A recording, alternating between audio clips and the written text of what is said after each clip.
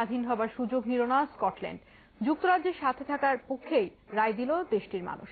স্কটল্যান্ডের ঐতিহাসিক গণভোটে 4 লাখ ভোটের ব্যবধানে জয়ী হল না, অর্থাৎ স্বাধীনতার বিপক্ষের শিবির। চূড়ান্ত ফলাফলে না ভোট পড়েছে 55 ভাগ, আর হ্যাঁ ভোট অর্থাৎ স্বাধীনতার পক্ষে ভোট পড়েছে 45 ভাগ। স্কটল্যান্ড থেকে শাহনেওয়াজ রকি জানাচ্ছেন আরো বিস্তারিত। ভোট গণনা শুরুর পরও এমন ফুরফুরে মেজাজে ছিলেন স্বাধীনতার সমর্থকরা। এডিনবরা, গ্লাসগো সহ সব বড় শহরেই চলছিল তাদের উৎসবের প্রস্তুতি। কিন্তু ফল ঘোষণা শুরু হতেই পাল্টে যায় এই চিত্র। একের পর এক কাউন্সিলে জয়ী হতে থাকে না ভোট, অর্থাৎ স্বাধীনতার বিপক্ষের শক্তি। 169,347 মোট 32টি কাউন্সিলের 28টিতে জয়ী হয়েছে না ভোট। বিপরীতে স্কটল্যান্ডের সবচেয়ে বড় শহর গ্লাসগো সহ মাত্র 4টিতে জয় পায় স্বাধীনতাকামীরা। চূড়ান্ত ফলাফলে এই দুই পক্ষের ভোটের ব্যবধান প্রায় 4 লাখের মতো। ঐতিহাসিক এই গণভোটে ভোট পড়েছে প্রায় 85%, যা ছাড়িয়েছে অতীতের সব রেকর্ড। দেশবাসী স্বাধীনতা লাভের এমন সুবর্ণ সুযোগ গ্রহণ না করায় স্বাভাবিকভাবেই হতাশ হয়েছেন স্কটিশ নেতা অ্যালেক্স সাইমন। তবে তিনি এই জনরায় মেনে নিয়েছেন। ব্রিটেনের মানুষ বিভক্তি চায় না, তাই তারা ঐক্যবদ্ধ থাকার পক্ষে রায় দিয়েছে। আমাদের মধ্যকার বিভাজন এখন আর ধরে রাখার কোনো সুযোগ নেই।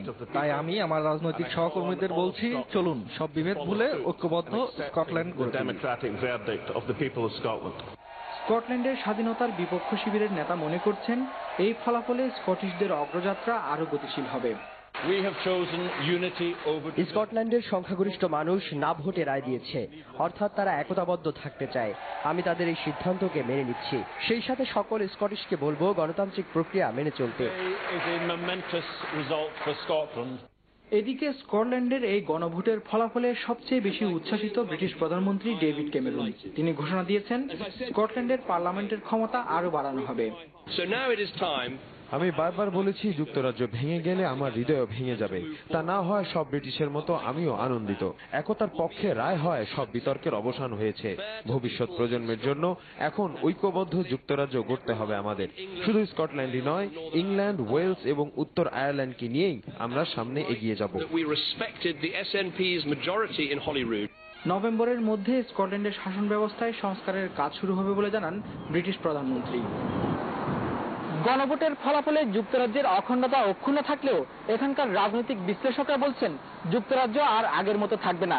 কারণ এই গণভোটের ফলাফলের প্রভাবে এখানকার রাজনৈতিক পরিবেশেও ব্যাপক সংস্কার হবে, আর যুক্তরাজ্যের দেশগুলোর মধ্যেও যে বন্ধন রয়েছে তাও শিথিল হয়ে পড়বে, আর বাড়বে রাজনৈতিক অস্থিরতা। Shahnawaz Rocky, Jamuna news, Edinburgh, Scotland.